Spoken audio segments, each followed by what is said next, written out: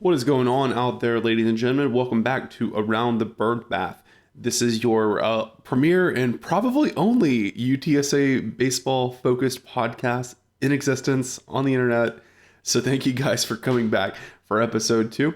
And I hope you guys enjoyed the new theme music we had at the top of this podcast. We'll give you guys a little bit more as we kind of fade Dan out at the end of this episode. But yeah, I hope you guys enjoyed that. We wanted to give a little tempo change compared to our regular podcasts, which are kind of, frantic tempo and upbeat and kind of a slower, like around the stove, like groovy, slow tempo, bluesy, piano organ kind of vibe. For this pod, and I like how it came out. I think it was pretty good, and Dan's a fan, so that's what really matters. I want to say thanks to Dan for just continuing to kill the baseball coverage for us here at Alamodome Audible. I mean, we've gotten so many compliments and thank yous for Dan, and we've been sure to pass those along. And just want to say thanks for all he's done and continues to do. He had his weekend recap blog post up on alamodomeaudible.com.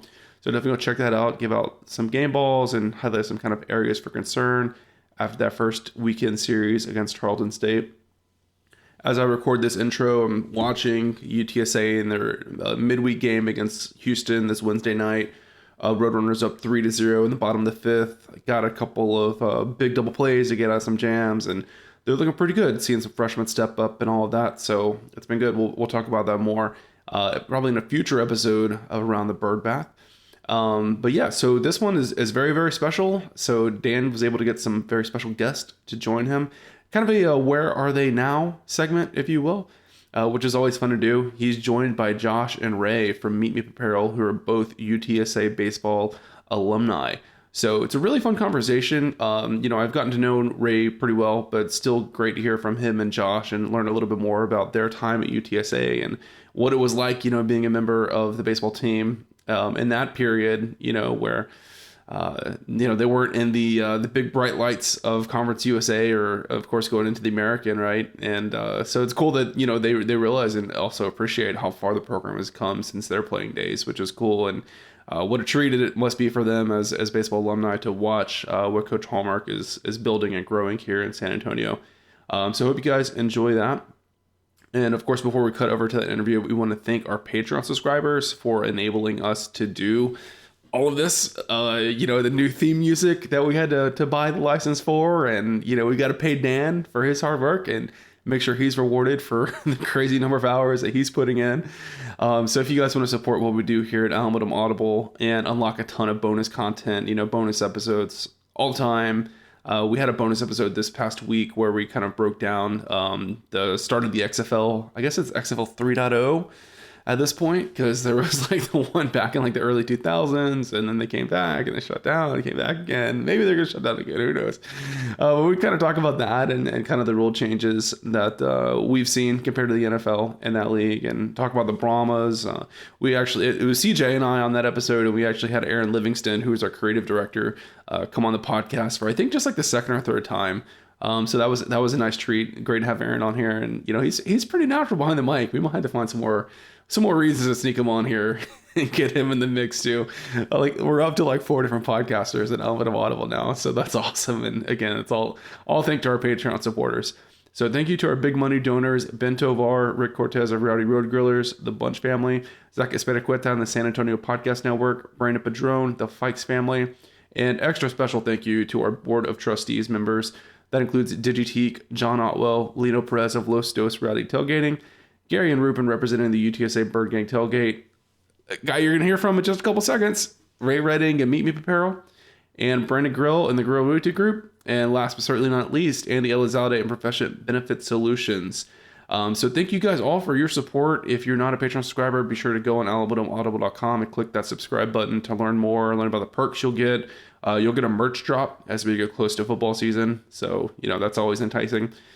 And be sure to tune back in. I think next week Dan is going to have his next episode around the Bird Bath, and he's going to be joined by a very special guest, another UTSA baseball alumnus. So I won't spoil the surprise, but I hope you guys will tune back in for that. Without further ado, I'm going to cut over to episode 2 of Around the Bird Bath, and hope you guys enjoy. So I guess just the first question we'll start with is, where are you guys from? what positions did you guys play at UTSA, and when did you play for UTSA baseball? Sure, yeah. Ray Redding from Houston, Texas. I was at UTSA 2007, 8, and 9 on the baseball roster.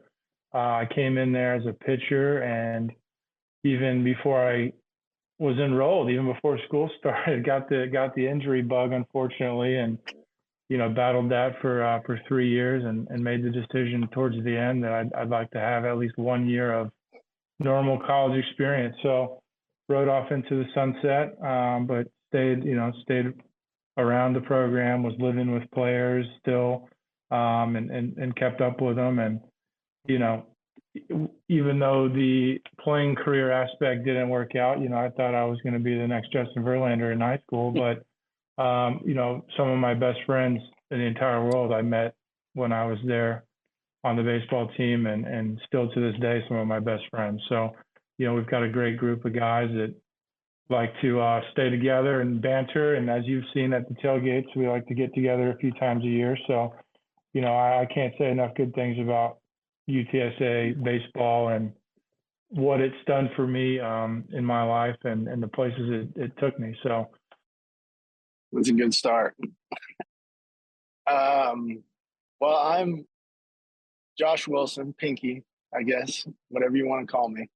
I grew up in Midland, Texas, and actually did a little bit of bouncing around in college. Started off at Texas Tech, and ended up transferring out to a JUCO in Temple, and then wound up at UTSA my junior year.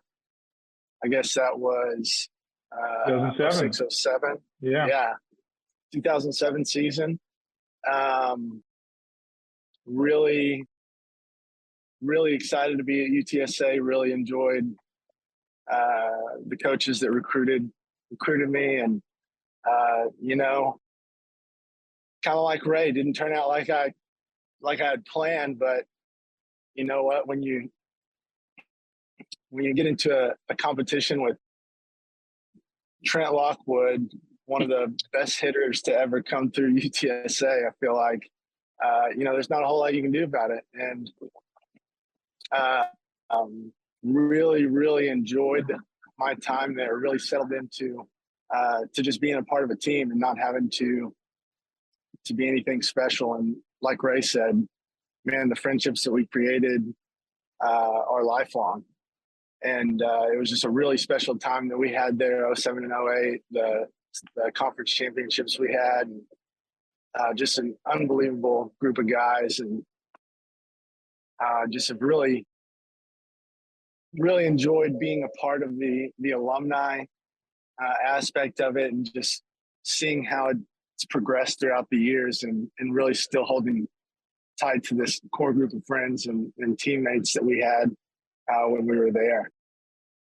Yeah, I mean, and this is obviously more kind of offline. I mean, you guys both mentioned it. I always tell people, it's like the 1% of the 1% of the 1%. So like, I feel like once you get to college, every level past that is like less of 1%, if you can even have that, of guys who are kind of a little bit lucky, have the skill and have the determination of getting to that next less of 1%. And unfortunately for you guys both having the injuries, it's hard because a lot of times those are the guys that want it the most. It's just life has other plans for us. I mean, I really shouldn't talk. I didn't play past middle school because once the pitchers started throwing like adolescent boys, then I couldn't hit the pitches anymore. So, no, thank you so much for sharing that. And you guys kind of already touched on this a little bit, but what would you say is your favorite individual moment and favorite team moment during your time at UTSA for baseball? Yeah, I mean, team moments, like Josh said. I mean, when Josh and I, he's a couple years older than me. He came in as a JUCO transfer, but we were in the same class, right? So we got to campus at the same time, and best team moment, no doubt about it. The first 2 seasons, winning back-to-back conference championships, was just incredible. I think both seasons had so many magical moments, right? And just being able to walk around campus, like we all know how baseball is at UTSA. We don't get a ton of fans, right? But we didn't care. We were walking around that place like we owned it. We didn't have football back then. We had basketball and we had baseball. It was kind of the two shows in town. So, winning those two championships was a lot of fun. The dog piles and and all the good memories and the big wins, the big homers, all that stuff. Just so exciting. But you know, individually, I think just like I think about this stuff all the time. Just the memories, the bus ride, the off season 6 a.m. running, the locker room jokes, the jokes really, the jokes are the best. And we still talk about a lot of the jokes today. And a lot of them we can't talk about here on this Zoom. And yeah, it's just a lot of the memories and the life lessons, right? And for me personally, having the injury bug and trying to overcome it, and then ultimately figuring out, hey, this isn't what you were meant to do in life. Go figure it out. Find what that thing is going to be. So, it's not really on the field stuff. It's everything else. And as an old man now, the thing I miss the most, I tell people this all the time when they ask, "Oh, do you miss playing baseball?" Besides the locker room and camaraderie, the thing I miss the most is just the daily stretching. I'm stiff as a board these days. I wish I was flexible like I was back then. Yeah. No, I've got to just kind of echo what Ray said. I can't nail down, a personal highlight that doesn't involve someone else. Second last game of the regular season, conference titles on the line, ninth inning or eighth inning, maybe, Ray, was it, against Texas State? Trent Lockwood hits a game-tying massive home run. Bottom eight. Bottom eight. I can replay it in my mind over and over like I'm standing there right now. And just an incredible, that as far as a single moment goes, that game, and then James Keithley scoring on a pass ball to win it, and we all just dogpile right there on the field. And, as far as a single moment, I'd have to say that. But yeah, just the camaraderie and the team atmosphere is it just weighs above it all. I was just working in Plainview, Texas, doing some title work up there, and during lunch, I ran over to Wayland Baptist, little college in that town, and just happened to drive by the baseball field, and the team is, stretching, warming up, just throwing the ball around. And I just parked and just watched, and I'm like, man, what I would give to be back with the boys doing that again. It's just those were the best times. Yeah, definitely. I remember, 15 years ago now, whenever they made the movie Miracle, and that was probably the first time where the director had actual hockey players, and he's like, I'm going to teach hockey players how to act rather than teach actors how to play hockey. And in the moment when they beat the Soviets and they're all celebrating, they're like, hey, how did you get those kids to do that? It's like every kid on that ice has won a championship at some point. Every kid understands the jubilation of winning and how to celebrate that. And you guys have had that, growing up all the way to college when that's when, unfortunately, you had to stop playing. But I can imagine those special times and good memories. Next question, and this is kind of our last question, UTSA related. At the end, maybe we'll do a record prediction for the season. But what does UTSA baseball, in your guys' opinion, need to do to kind of continue this recent success and then take the next jump as a program? Oh boy. Yeah, look, it's just like football. It's just like basketball. It's like every other program at UTSA, right? We've got to continue investing in the programs and the facilities, right? And it's easy to say that, and it's easy to complain, but you really do need to take a second and look where we've come from, right? We are very far behind a lot of our competitors, a lot of our other teams in our conferences, especially now going into the AC. But how many years ago was 2011? 12, 13 years ago? We didn't even have a football program.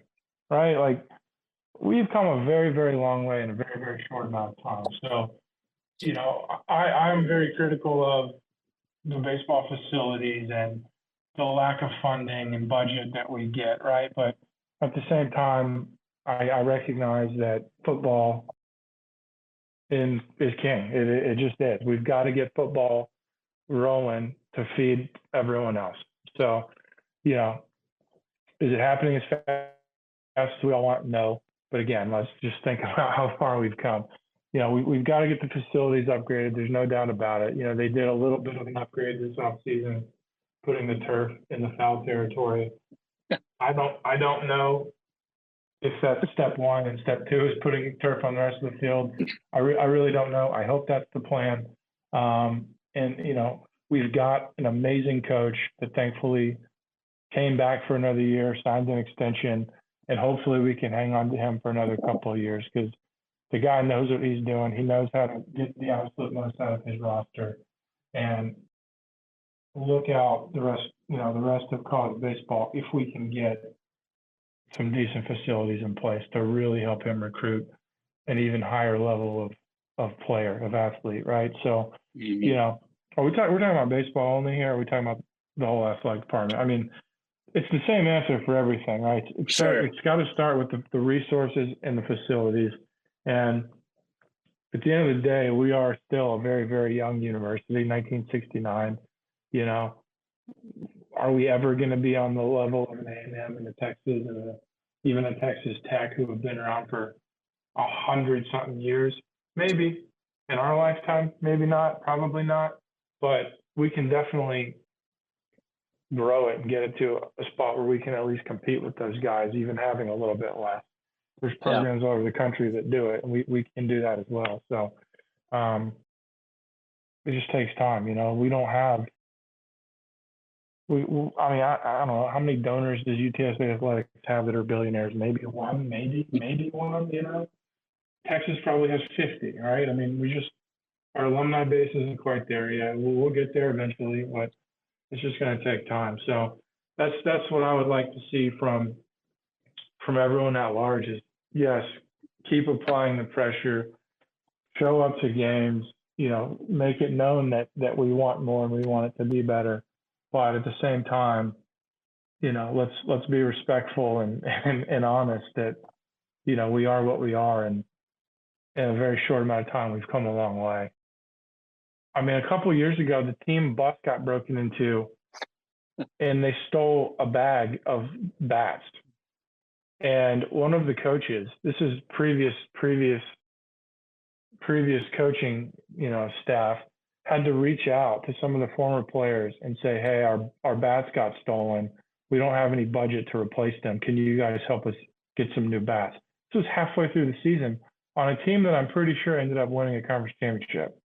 That wasn't that long ago, right? So, that kind of stuff is horrifying, but it's the reality. Yeah, I mean, it's one of those things that's just kind of hard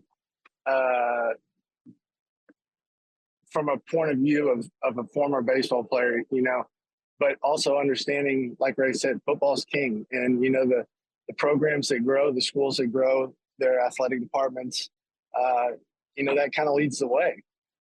And, it brings a whole lot of opportunity for revenue in different areas like that, but at the same time, you just really like to see a little bit more of that initiative to investing in the program. Like Ray said, we've got an unbelievable coach, and I hope he hangs around, and I hope that we can, find a way to match what some other schools might be offering him to lead and his staff. Like Ray said, we got some turf on the field now.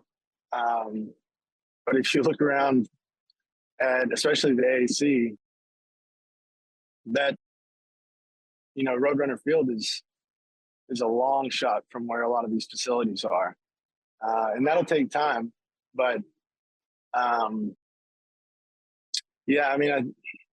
would just I would love to say, man, we just got to invest, make sure these coaches are getting paid, make sure that, we've got enough to cover uniforms so that, we're having a golf tournament this weekend for the baseball team. And I don't even want to know what percentage of their entire budget is coming from the golf tournament. But,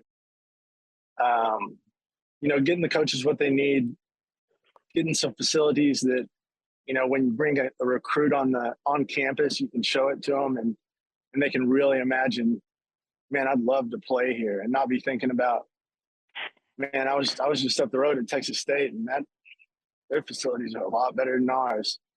Oh, they're the same. Yeah. Josh, I can't remember if this is you or Trent, but tell them the story about the recruiting visit when the locker room was being yeah. Man, I will, like Ray said, we've come a long way since we were there. But I mean, I went on a recruiting trip to Texas State a couple of months before I stepped on campus at UTSA for a recruiting trip. And I remember one of the coaches, I was asking about the locker rooms and stuff like that. And he said, oh man, I think they're getting painted right now or something. And so we can't go in there right now. And we soon found out why we couldn't go in there. It's because they didn't want to show a soul that locker room. Yeah. I mean, you got 35 guys in an extended bathroom. I mean, this thing was maybe, I don't know, 8 to 10 feet wide, and maybe, what would you say, 80 feet long, 100 feet long, maybe? Oh man, wow. I don't even know if it was 100 feet long. It was a closet. It was a closet. It might have been 60 feet long. I mean, I feel like my kitchen is bigger than this locker room. We've got 35 guys in there, and it's just a mess. But you know what?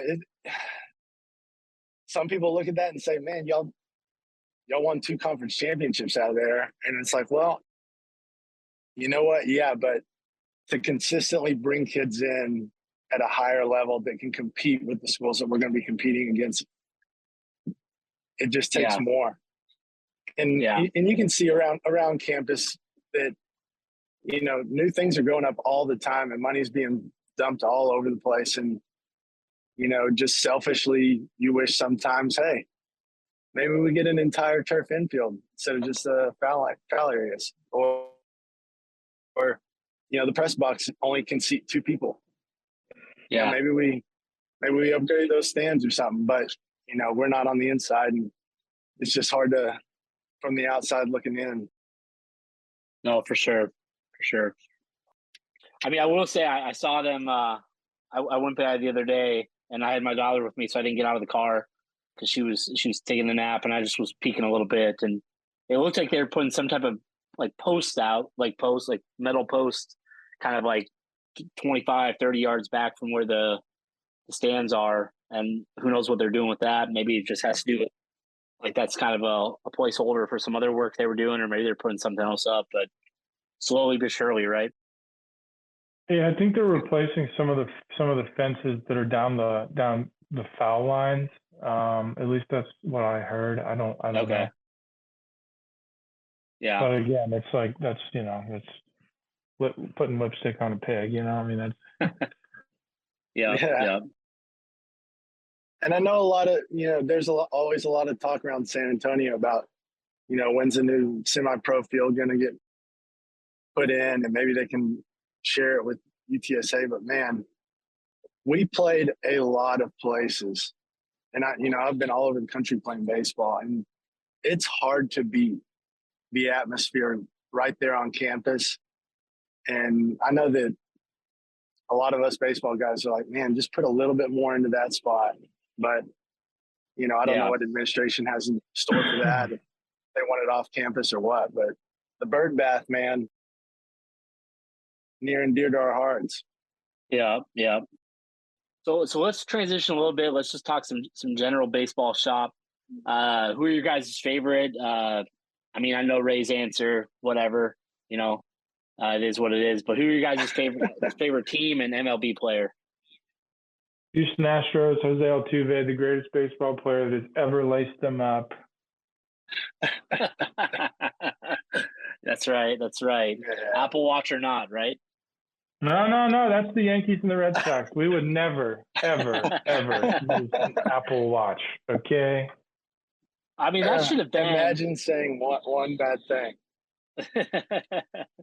That should have been the biggest telltale is why are baseball players wearing an Apple Watch here in a professional baseball game, but I'm not sure, Yeah. Well, I mean, I'm Ray's rubbing off on me. I've got my boy, he's 7 years old, and we've been watching Astros games. But I grew up a Rangers fan, unfortunately, in this time period. It was nicer when we had Nolan Ryan. But I'm all-time favorite. It's got to be Cal Ripken Jr. Yeah. The Iron Horse. Have you ever heard the tall tale? I think it's an urban myth now. I think they finally dispelled it, but his run-in with Kevin Costner. Yeah, yes, I have. that he spent a night in jail, and they turned off the lights so that he wouldn't have to miss a game. I have heard that. I don't think it's true. If you could maybe get Kevin Costner in a private room and sign an NDA, maybe he'd admit to it. But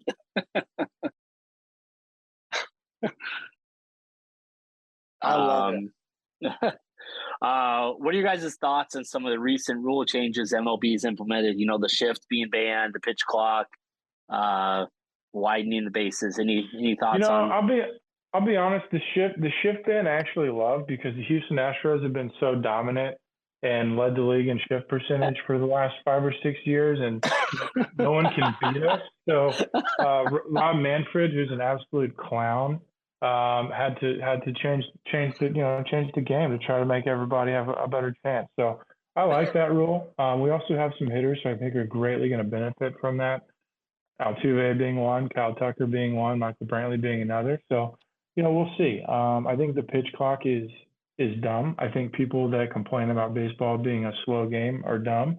But it is what it is. I'll be interested to see how they enforce it. If teams start losing games because of a pitch clock and whatever the penalty is, I think that's ridiculous. I absolutely hate the man on second base for extra innings. Since they've had that for a couple of years, I can tolerate it in the regular season. But if they ever try to do that in the playoffs, that's horrible. Thankfully, they don't use that in the playoffs. Yeah. What other ones are there? I mean, those are the big ones. Using a bigger base at first, maybe to avoid collisions and injuries. I'm fine with that. Yeah. Yeah, I think the pitch is pretty dumb, honestly. And if you look at the numbers, it speeds up the game on average of 15 minutes or something. It's like, come on, 20 minutes, who cares? Yeah, I mean, I will say it's. Oh, sorry. Go ahead, Josh. No, you go for it. I was just going to say it's interesting seeing the Twins were just ravished with injuries this past season. I grew up in Minnesota, so that's my team, unfortunately. Them and the Vikings, but so they had a lot of guys this season come up from AAA, getting opportunities, and it's interesting to see the guys that have been in AAA for a couple of years now, just how much quicker they work on the mound because they have to with the pitch clock being implemented first in the minor leagues. And it's going to be, I think it's going to be a bigger adjustment on the veteran hitters that for 10 years haven't had to deal with it. But, we'll see. Yeah, I was just going to say, I mean, different perspectives, pitcher to hitter. I'm a huge fan of the shift ban. Yeah. I love it. Pitch clock, not a big fan of. One thing that is the automated strike zone in the minor leagues right now. Yeah. They're doing that in AAA this year. Yeah. Yep. I'm a big fan of that. I'm a huge fan of that because I'm not a fan of umpires. And just the less control you can take away from some of those guys that like to puff out their chests and try to dominate a game. Who is it? Is it Angel Hernandez? The worst of the worst. Yeah. Yeah. I mean, I'm a big fan of that. I mean, as a hitter, you want to know what you're looking at, how big the zone is, and I think that's going to make the game more exciting for sure. Yeah, definitely. I really don't like how the MLB uses special baseballs for the Yankees when their star player is chasing a home run quote unquote record. And I also don't like how the media doesn't really care about that. But they still want to talk about the Astros. But it is what it is. I mean, I will say, because a couple years ago there was that letter, that undisclosed letter, and they were going to open it up and read it and make a big deal, and then it just kind of went away. Yeah, Friday news dump, they got ahead of it, and they had all their national writers say, "Oh, this is a nothing burger," before it even got released. So yeah, it is what it is. I think MLB opened that letter and they realized, like, oh man, this cannot be released, and they made it quietly go away. Yeah, I mean, I hate the Yankees. I can't stand the Yankees. How important do you guys think analytics are in baseball? I mean, in your opinion, can a manager or team be too concerned with the stats and just getting away from playing good old traditional baseball? I mean, I think it all depends on how you use it. I hate to keep talking about the Astros, but we went when the Astros were doing their rebuild, right? They went all in on this stuff, and they used the MLB roster as a test case. Like we lost 100 games 4 years in a row. The first team to ever do that, right? And it just depends on how you use it, right? I mean, like Dusty Baker had such a great quote during the run this year, maybe after the season. Like, yeah, everyone talks about analytics now. It's such a buzzword. He's like, we've been using analytics for as long as I've been in baseball. Like we look at advanced statistics, and there's a new statistic every day that comes in place. But at the end of the day, I think baseball still comes down to the feel of the manager and the flow of the game, right? Who's got a hot hand? Of course there are things you can use to your advantage, but the day that every decision is made purely on analytics, I think is a sad day for baseball. No, I couldn't agree more on that. I mean, there's just something to be said about a manager that trusts his players and knows the guys and has seen them, and a ball club that's brought up a kid and can really just trust his stuff, despite what the statistics say sometimes. And no, I agree. The day that truly takes over and everything's just based off of that, it's going to be too mechanical. Not going to be fun to watch for the purist. Yeah, I mean, what was that? 2020 Game 6, Kevin Cash took out Blake Snell, even though he just obliterated the Dodgers lineup, and all of a sudden Blake Snell wasn't playing for the Rays anymore into the next season. So I guess we know how that conversation went behind closed doors, but yeah. I mean, I'd be ticked, like having a game like that against that lineup, and your manager's like, "Sorry, my little scorecard says I need to take you out now." But yeah, I mean, look, 2019 World Series Game 7, we took out Greinke.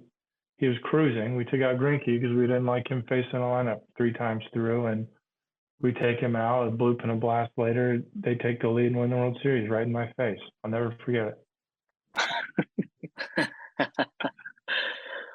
All right, so let's get into one of the main reasons we're here today. Let's start talking about Meep. I mean, I love it. I love all the shirts. And, it's funny, Ray, you mentioned my order. I saw that drop. I ordered it. My wife came home for lunch because she works like 10 minutes away.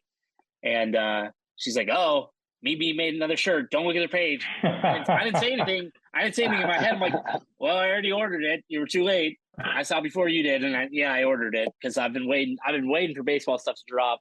Baseball is my favorite sport. I knew you guys because last spring, I think when I met you on Mother's Day, you had just kind of soft launched, correct? Mm-hmm. Mm-hmm. Okay. Yeah. Yeah. So we, it's kind of funny. We had been, I mean, honestly, it all started because of NIL is really why we launched this thing. But, it started for me a few years ago. I'm trying to choose my words carefully here. In my opinion, it's very, very hard to go into any stores, online or retail, and find UTSA merchandise that I would personally want to wear.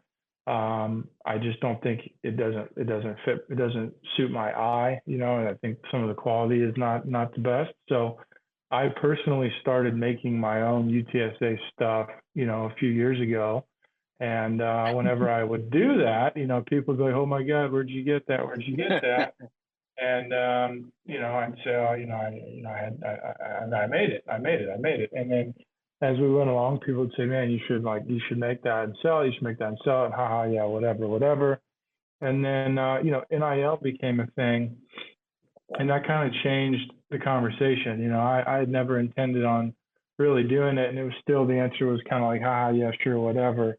And then we had last year at the golf tournament, we had a conversation with one of the players. I had some hats made for our team, for our group, our foursome in the tournament, and we'd created a little bit of buzz within our group. And like before I even got out of the car in the parking lot, a couple of people were like, "Oh my God, where'd you get that hat?" And it was like, "Oh, I made it. I made it for the golf tournament, made it for our team. I have a few extra. If you want one, let me know." And then we ran into, Luke Malone, who really kind of launched this thing and gave us the confidence to do it. We ran into him and he saw the hats and he was like, "Oh my gosh, that hat's amazing. Like, what's the story? How do I get one?" That conversation turned into NIL. And it was like, he had a couple of NIL deals already. And it was like, "Hey, tell us how this works. What's the story?" He told us his experience with NIL, how it's set up, what we need to look for, in the athletics department, kind of the boxes to tick and the rules to follow. And, it's like, "Yeah, cool, man. Thanks for talking to us." And the rest of the day, like, I don't think I thought about a golf shot the rest of the day. It was just like, we have to do this. Yeah. Like, this just makes too much sense. Why, like, if some of these other people can do it, why can't we? And that's kind of how it got started. And, it's been great. It's been a lot of fun, um, it's been really rewarding so far, like at the end of the day, like we talked about at the beginning, all I care about is UTSA athletics and UTSA athletes specifically, and helping raise awareness, raise visibility, make it even 1% more exciting to want to come be an athlete at UTSA and maybe get to sign an NIL deal, and maybe it's more than 1%. Maybe some of these kids these days, that's all they care about. They want to come in and get as many deals as they can. I don't know, but that is the main focus, the main drive of this whole thing is helping out the athletes, right? And raising awareness and visibility of UTSA athletics. Every dollar that comes in goes to the athletes or gets reinvested back into the company, right? Like, this is not a money making venture at all. I've got a real job.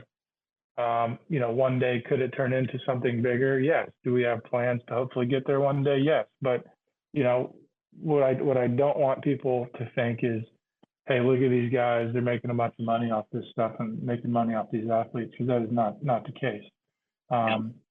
We've got 9 athletes now, I guess 8, because Kendall has moved on. Her eligibility has run its course. So I'm still going to count her as 9. We've got a 10th, another athlete that we'll be announcing early next week. And, we're in talks with a few more as we speak, right? We're just waiting on, paperwork and things like that. They've all agreed to, the terms of the deal, and we're excited to hopefully get those things launched. And look, we're always looking for more. The toughest thing so far to this point has been saying no. Once the website was turned on in April of last year, and once Luke was the first one we signed, and there was a good amount of buzz, and then of course once we got Frank Harris involved, it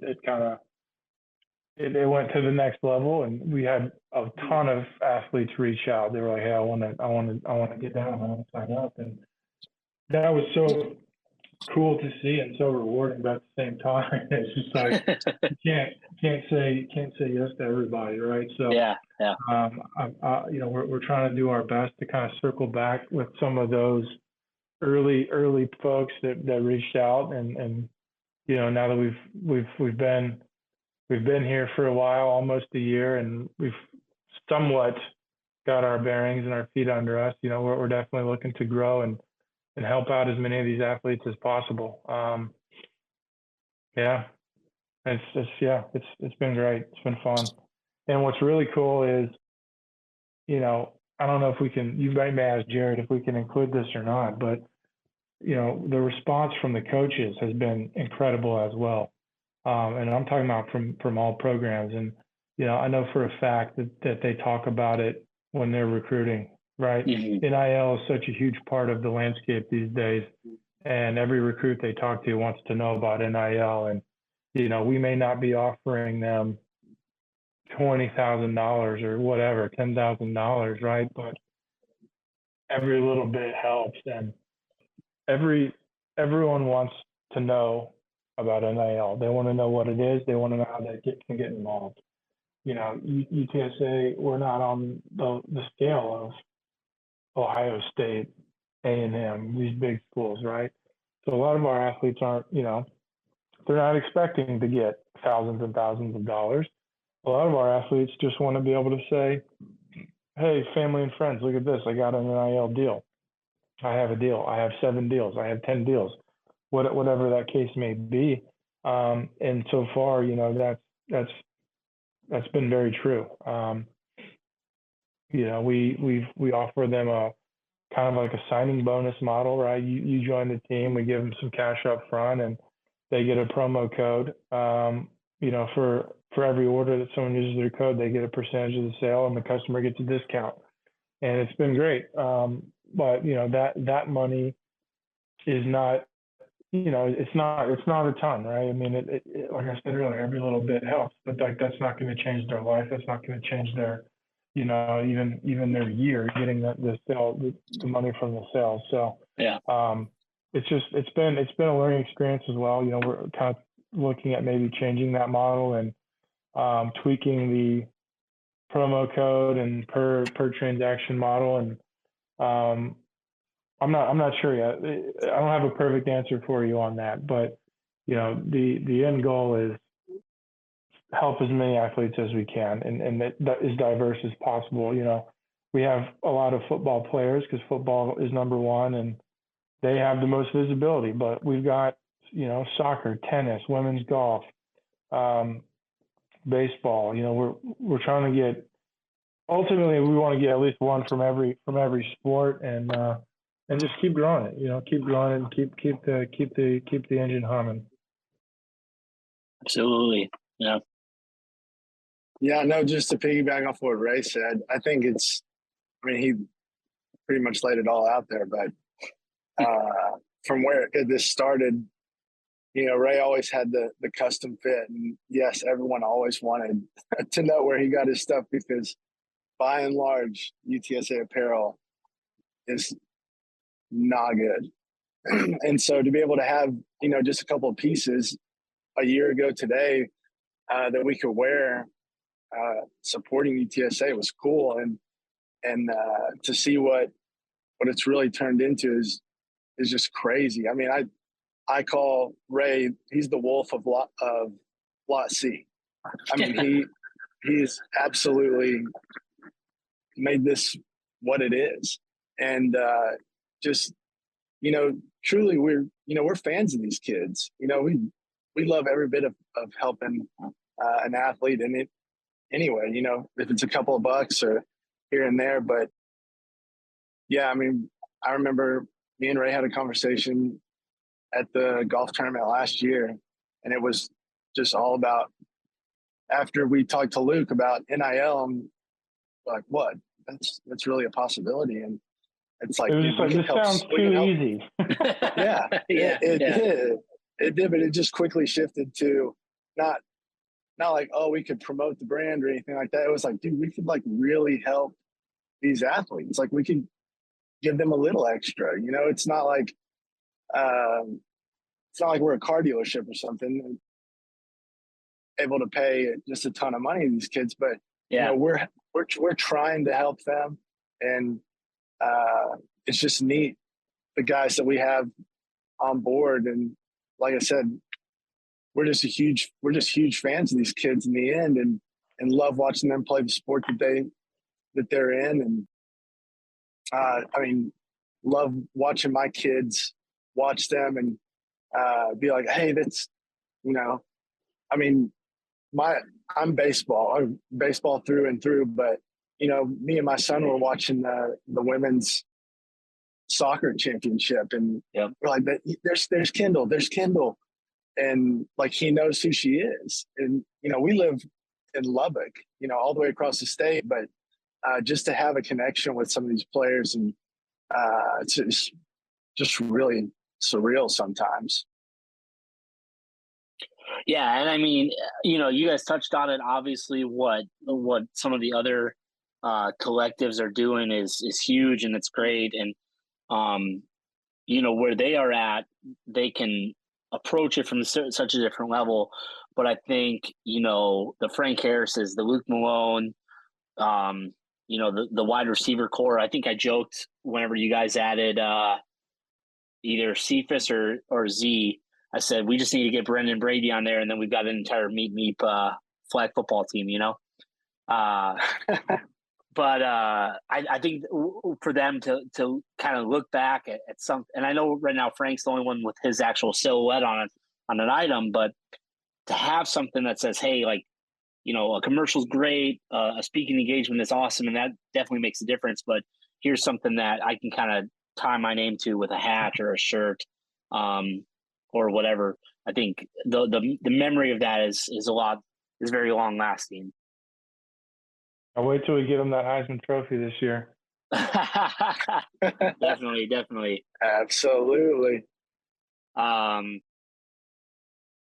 So, and you guys kind of already touched on this a little bit, but maybe tackling it a little more specifically. Is there anything like you guys look for, or how do you decide, like with an athlete, like what are you looking for when determining signing them with an NIL deal or offering that deal to them? Yeah, that's a great question. So early on, we really wanted to pick athletes that had been around and had been established and that had really helped elevate UTSA athletics, whether that's by success on the field or being just a great person off the field, right? And our early signings did absolutely that. Luke Malone is one of the best young men I've ever met. I've gotten to know his family a little bit because of this, and they've done an incredible job raising him. He is not afraid to go out in the community and volunteer and be at the camps and coach the little kids, and just a really, really, really solid young man. Frank Harris, of course. I mean, we've all seen what Frank does. Frank is out in the community every weekend during the off season. He's the most high-profile person on campus, which is, at the end of the day, we're trying to sell merchandise to fund this thing. So, having him on board was incredible. He's a wonderful spokesman for our university, and just the San Antonio community at large. Kendall, same thing. I remember finding out who she was through the soccer. I think it was like the soccer team's Instagram was posting about, they did some kind of community event, and she was like front and center in every picture, and she was a senior, and she's from San Antonio. So, that was kind of the strategy early on, is let's find, very well known, established people that have been on campus, been through the grind, and laid out their heart and soul for UTSA. So that was the early strategy, and like, look, that's going to be a huge criteria moving forward. I'm not really interested in like, hey, we just signed this, or hey, this football player's committed to us, they haven't signed yet. But I'm not interested because I don't even think that's illegal. Honestly, I'm not interested Right. in that. I wanna reward the people that have been here and want to be here and have the same love and passion for this university that Josh and I have. You know, those are the kids that we really really want to help. And hey, if you've got a ton of followers on social media, that helps too. Yeah, ditto on that. It's just it's incredible the character of the people that have come on board. I mean, it's,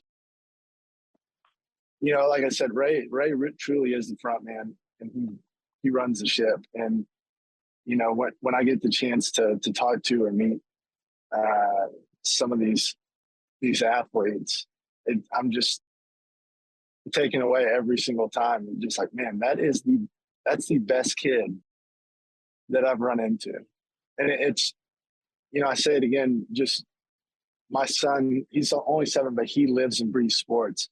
And, you know, to say like, he truly looks up to Luke. He truly looks up to Frank and some of these players, and I don't have any qualms about it. You know, I'm like, yeah, they're great kids. I would love for you to be that kind of a kid someday. Frank, tell him about Knox's birthday. Dude, yeah. Get a Frank FaceTime from Frank Harris wishing my son Knox a happy birthday last August. You know, it's just taking the time. He's gearing up for the season, and it was an incredible deal. He didn't, you know, my son was really taken back. He could barely speak. I think I talked to Frank more than he did, but just that he would, you know, take 5 minutes. I think he was in the middle of a workout or something, and he just gave us a call and wished him a happy birthday. And I remember just sitting there in my office with my son and just be like, can you believe that just happened? I mean, I might have been more starstruck than him, but he just couldn't even say anything. He just couldn't even believe that the quarterback of UTSA had just FaceTimed him. And he went around telling everybody about it for probably 2 months. Yeah. I mean, I think he thinks they're friends. Like he thinks that Frank is a good friend. He called. He's like, hey, we're gonna watch Frank. Yeah, we're gonna watch Frank. Okay, yeah. It's just it's so neat to have that. Yeah, no, for sure. I mean, I look at you guys as the Meep guys the same way. I'm like, no, they're my close personal friends. I'm sending them my Christmas card this year, and Please do.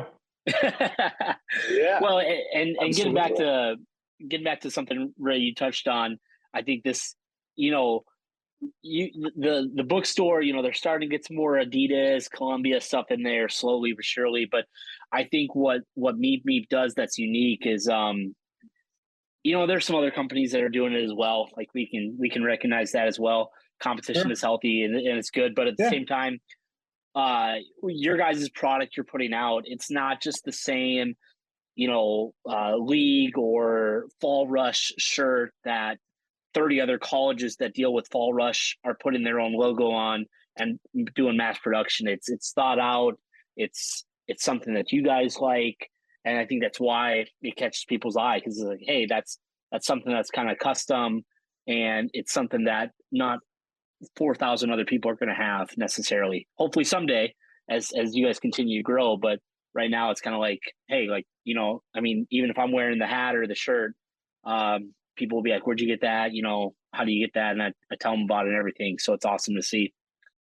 Yeah. Thank you. Thank you. Yeah. It's definitely neat. You know, people shoot us a screenshot, you know, when they catch something on TV or whatnot. And it's, you know, when we're at the tailgate of games and some people have hats or shirts on, it's really awesome to see that. But, you know, I think it's just, like you said, it's just kind of unique, but at the same time, it's like we're trying to find stuff that we would wear personally, and not just trying to pump something out to sell it. You know, it's something that I wear every single day, and not just something to try to pander or just sell a ton of. We, you know, everything that's come out, we love. Like we absolutely love, and if we don't love it, it doesn't come out. Yeah, for sure. Kind of the last And a official really like question. Oh, go ahead. funny, like rewarding thing actually happened yesterday. One of the golfers, um, I've gotten to know quite a few of the players on the men's and women's golf team because I'm a part of I think they call it the UTSA 24. So I'm like a donor for the golf program. It's not a lot of money at all, but the 24 people donating that certain amount covers a lot of their expenses for the year. And because of that, there's like a mentorship aspect. So I've gotten to know quite a few of the players on both the men's and the women's team. And one of them sent me a text yesterday. I was like, "Hey, thought of you." And there was just some random student walking around campus wearing one of our hats. And I was like, you know what? That is freaking awesome. Like that made me feel really good. That was really, Yeah. really cool to see. So again, you guys kind of already touched on this, but maybe something you haven't mentioned yet. What can people expect to see from Meep both in the kind of the near future and the long term? Yeah, for sure. So, short term, we're definitely we're in growth mode. Honestly, we're talking with several more athletes. We want to grow. We want to keep growing the roster of athletes. We will always want to replenish when athletes leave campus, whether that's they've run out of eligibility or for whatever reason. We definitely want to have. We have a goal of getting a member from every sport, men's and women's. And then long term, we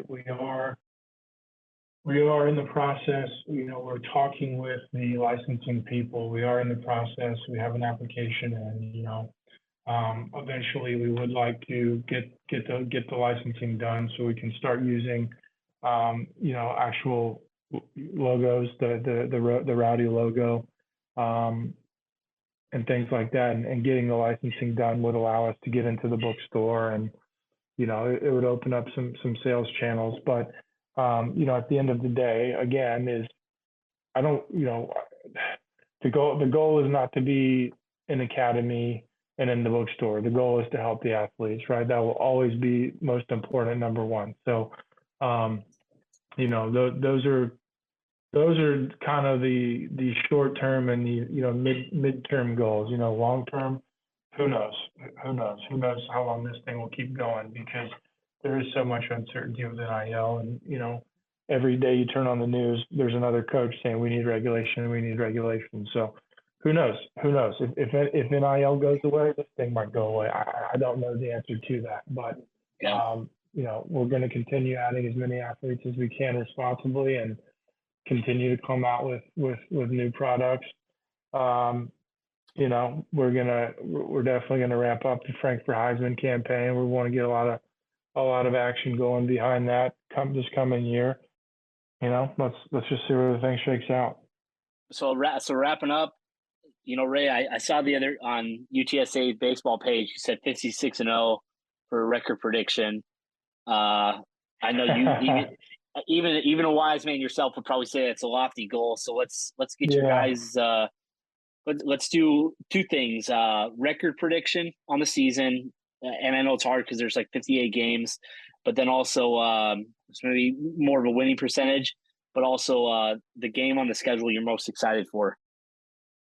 I truly believe this is the year that UTSA baseball gets to 40 wins for the first time. I really think we can do it. Yeah. I think we've got the guys, we've got the coach. The schedule, on paper looks like a schedule that's pretty gettable, hopefully. So I really think we can get to 40 this year. Favorite game on the schedule, I am biased. I grew up in Houston. I live in Houston. I grew up 6 blocks from Rice University.